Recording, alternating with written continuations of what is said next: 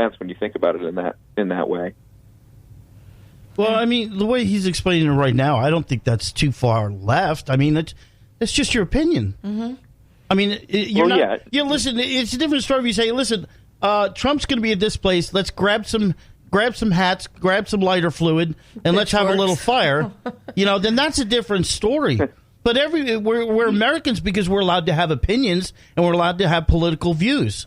Right. But I think when you start turning cars over and stuff like that and looting stores, that's not protesting. That's just thugs, and that's criminal. And I think Antifa is pretty bad in that sense, and a lot. I think it happens on both sides, not necessarily the violence. You don't really see much of that from the right, from the pro-Trump side. You don't see the same kind of violence, but it's just the attitude part. It doesn't even have to do with policy anymore. In a lot of instances, it has to do with I just hate the other side so much that I'm going to set a hat on fire. Or I just hate the other side so much that I'm going to say something on Twitter that's, offensive to them and just try to make them upset. Owning the libs is a phrase that a friend of mine coined. It's not even about policy anymore. It's about making the other side feel bad. It's about making the other side upset. It's about not challenging their worldview, just challenging them personally, and making them feel like you are a bad person. You are an evil person if you support this person or if you believe this. And that's where we are. I mean, that's just the political zeitgeist of the time right now. And I don't know how you stop it. I think what has to happen is eventually we're going to have somebody come in, probably to the Oval Office, if not at another high position of power, who says, well, okay, wait a minute. What are we doing to ourselves with all of this hatred and all of this vitriol? We need to calm down.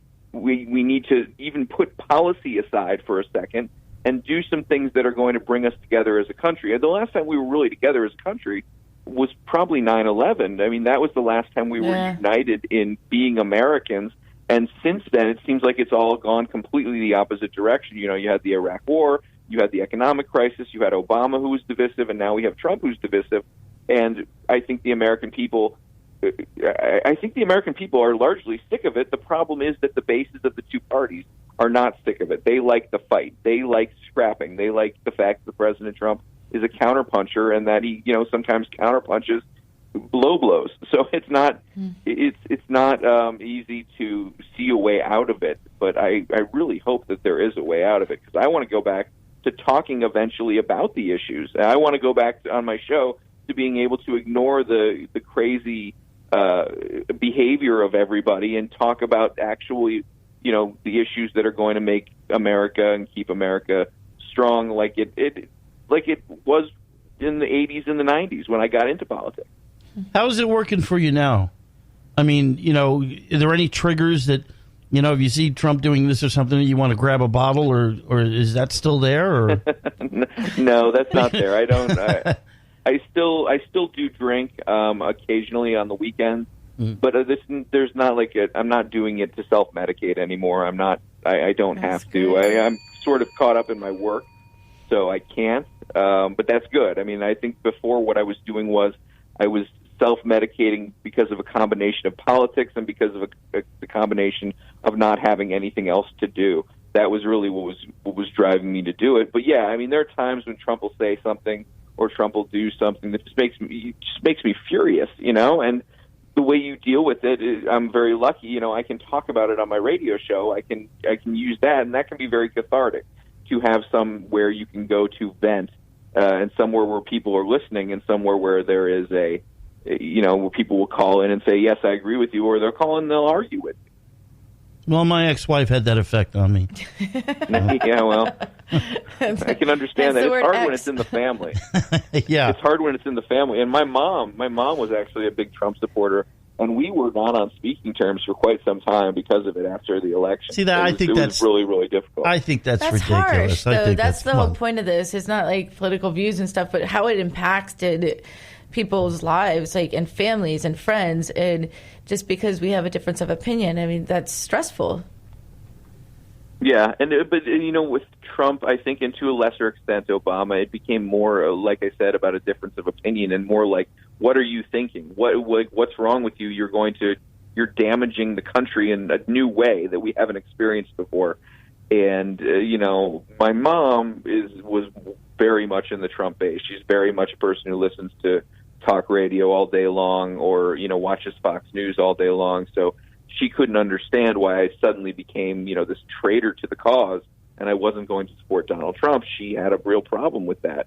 And I guess to a certain extent I understand. If you're that emotionally invested in something, you're going to take it personally. You're going to make people who disagree with you into enemies rather than just into people who disagree with you. Right. But like I said, I think that's a key word, enemies. You're turning this into something much, much bigger when you personalize it.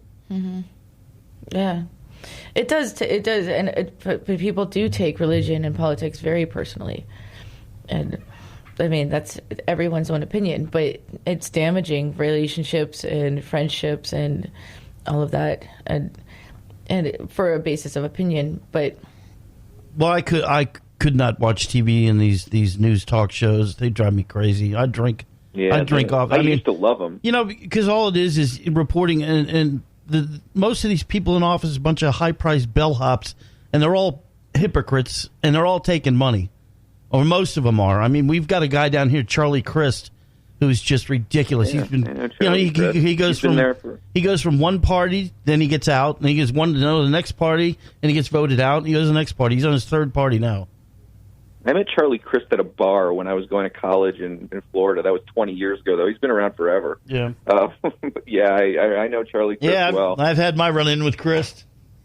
Yeah. The shows really do a number on you, the talk shows and the radio shows, and not like this radio show, or not like my radio show, but guys like Rush Limbaugh, specifically Sean Hannity, who just are saying things to appeal specifically. They're saying what people want to hear, and they're making it so that people can justify their own opinions, even if their opinions are crazy, even if their views are wrong. There'll be somebody on the radio later in the day to tell you, no, you're right. This is actually the way it is. So those are a big part of the factor. Those really play a big role in making people crazy when it comes to politics and turning it into an us versus them atmosphere. So I can't tell you enough how damaging Sean Hannity in particular has been in this whole process. Well, I think if you have a talk show, I think if you could just keep it your opinions and your comments and stuff, but then it starts going into name calling, and then it's ratcheting things up, just not on the radio, TV, whatever. Just your opinion, and maybe you might learn something. I'm not saying change your views completely, but you might learn something. But it always turns into, you look at comments in the newspaper or something like that. It starts to go into name calling and stuff like that, and then forget it. You can't hold a conversation with those people. Yeah, the name calling is particularly bad, and it's reached a new level when you have the President of the United States doing it himself. So it's gotten to that point now. And when the President does it, a lot of people justify, well, if the President's doing it, I can do it too. And that's another thing about this. I feel like he's been setting a bad example for the way people should behave when it comes to politics. People should be arguing about policy in a civilized manner, and it's just not happening anymore. Well, name calling is never okay, and that's just that's probably what gets under people's skin too. Is just when people stoop low and stoop to each other's that's another level. thing about this. I feel like Trump has made me a better person in a lot of ways. He's made me more empathetic. He's made me more kind when I'm in understanding of the other side. I don't make fun of the other side as much. I sort of view them through a different lens, and I appreciate that about Donald Trump, that I think he's making a lot of people do that, making a lot of people stand back and say, man, I used to hate the left. Is that what I was like? Was I like that guy? Was I like that guy's supporters? And which way's left and right? I don't even know. Which one's which? Yeah, no, I mean, it's always no, but blurred. Which one's which? Left is Democrat or right is Republican? Yeah, left is more Democrat and right is more Republican. But then, I mean, you can be forgiven for not knowing because it's the lines have been so blurred in recent years, and there's been so much hypocrisy on both sides that it's caused a blurring of that line, and it's caused people to not really know where they stand politically anymore. or want to watch because it's so much mayhem. Well, it's really stressful watching the news or CNN or Fox lately, and I choose not to just because, I mean, my life all day I'm listening to, to people and problems and trying to help them with their mental health. The last thing I want to do is try to decompress at the end of the day by watching the news. Yeah, right. Unfortunately, because that used to be something that I would enjoy, and I don't anymore. But that's my opinion. Yeah, I mean, I still enjoy it. I still enjoy watching the news and keeping up on current events. I mean, I have to now for my job, and I pretty much do it all day long. You like that? But hold on a second, Dan. I do enjoy it, and I still like it. I still like it, even though it's at a difficult time for me, and I feel like it's a difficult time for the country. Don't give up your passion just because other things are corrupt. It's not going to always be, if you feel like that. I mean, things always change. Everything changes with time. Right. Dan, right. have you ever seen Howard Stern's movie Private Parts? A long time ago. That's how radio really works. To tell you the truth, it's just that way. Right. Okay, I'll have to watch it again. I mean, it's goofy. It's goofy, but that, I'm telling you, I mean, it's run by the management, and like I said, they can just yank you.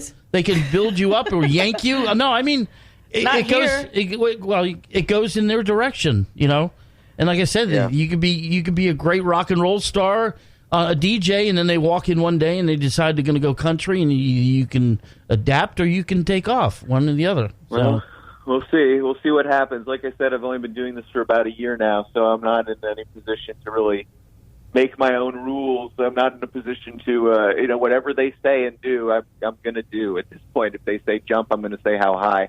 But, as long as I can maintain my values, then I know I'll be fine. That's like the one thing I really, listening to this, I admire you for that, is that you have your opinion and you're not soft on it, but you're willing to listen to others' opinions without getting upset. And I wish more people would be like that. That's all. But doing what you love and sticking to it, even though it was really, really hard. I mean, that's real passion. I do have a passion for it. I just hope that we can, and we will, someday Trump won't be president anymore. Someday we won't have, hopefully, this constant need to destroy the other side, although that's probably going to be a little bit harder to get around because everybody thinks the other side is out to destroy the world and that it's the end of America as we know it whenever the other side gets into power.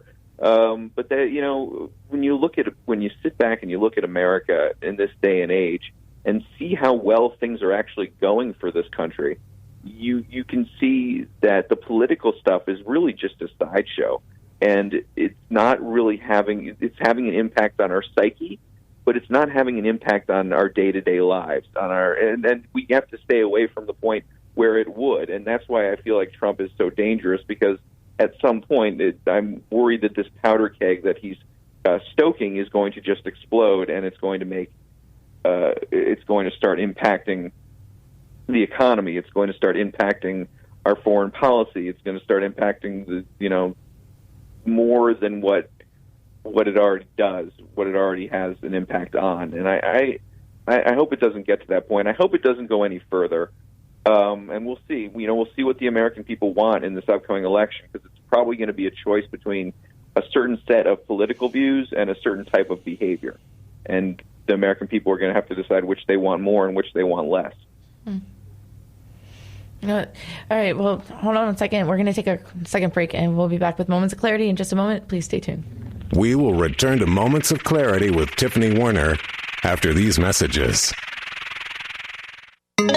This is the Tan Talk Radio Network. Are you looking to expand your knowledge in the mental health field and earn CEU credits at the same time? DID Discovering Hope is having their annual Creating Resilience Conference on November 15th and 16th, and it's open to all trauma survivors and therapists. 2 days of educational workshops will be led by internationally respected experts, including keynote speaker Dr. Colin A. Ross. For mental health professionals, 11 hours of CEUs are available. For more information or to register, visit diddiscoveringhope.org. Once again, that's diddiscoveringhope.org. Hi, this is Tiffany Warner, your host of Moments of Clarity. Living with a mental health disorder is not easy. If you or someone you know are struggling with this, please know it's so important to seek treatment, and I'm here to help. Please visit the website at